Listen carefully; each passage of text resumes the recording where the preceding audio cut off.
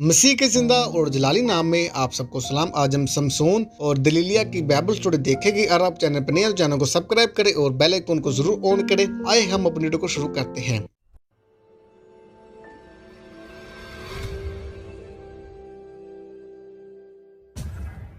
سمسون دان کے قبیلہ میں سے منوہا کا بیٹا تھا۔ پیدائش سے قبل فرشتے نے اس کی ماں سے کہا تھا کہ وہ خداوند کا نذیر ہوگا اور خداوند اس کے وسیلہ سے بنی اسرائیل کو فلسطینیوں کے ہاتھ سے رہائی دے گا۔ پیدا ہونے کے بعد وہ قید و اقامت میں بڑھا اور خداوند نے اسے برکت دی اور اس کی روح مکھنے دان میں سے ترک دینے لگی۔ سمسون اپنے نفس کا غلام تھا۔ اس نے اپنے والدین کی مخالفت کے باوجود تمنت کی ایک عورت سے شادی کرنے پر اصرار ہو گیا، مگر افسوس کہ شادی کے بعد اس کی بیوی کسی اور سے بیاہ دی گئی۔ اس بات کا بدلہ لینے کے لیے سمسون نے غصہ میں آ کر فلسطینیوں کے فصل سے بھرپور کھیتوں کو آگ لگا دی۔ فلسطینیوں نے یہودا پر حملہ کر دیا اور ان سے اپنے سب سے بڑے دشمن سمسون کو مانگنے لگے۔ اپنی قوم کی بہتری کی خاطر سب سمسون سے یہ کہا گیا کہ وہ خود کو فلسطینیوں کے حوالہ کر دے، تو وہ اس پر راضی ہو گیا۔ چنانچہ جب فلسطینی اسے باندھ کر لے جانے لگے تو اس نے رسیاں توڑ ڈالی اور گدھے کے جبڑے سے 1000 فلسطینیوں کو ہلاک کر دیا۔ سمسون ایک فلسطینی عورت دلیلیہ کے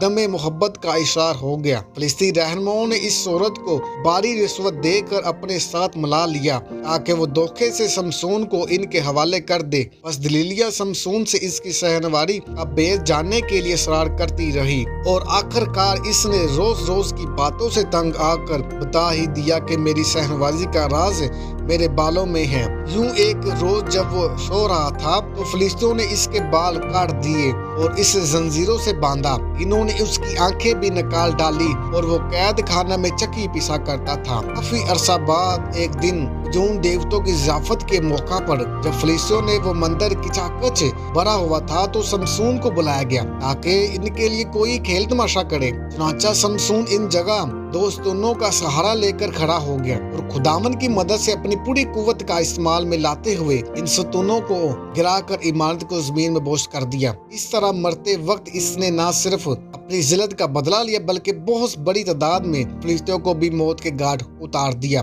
اپنی تمام تر کمزوریوں اور ناکامیوں کے باوجود سمسون ایک مرد خدا تھا اور عبرانیوں کے خط میں لکھا ہے کہ اسے ایمان کے شعبوں کی فصل میں شامل کیا گیا ہے۔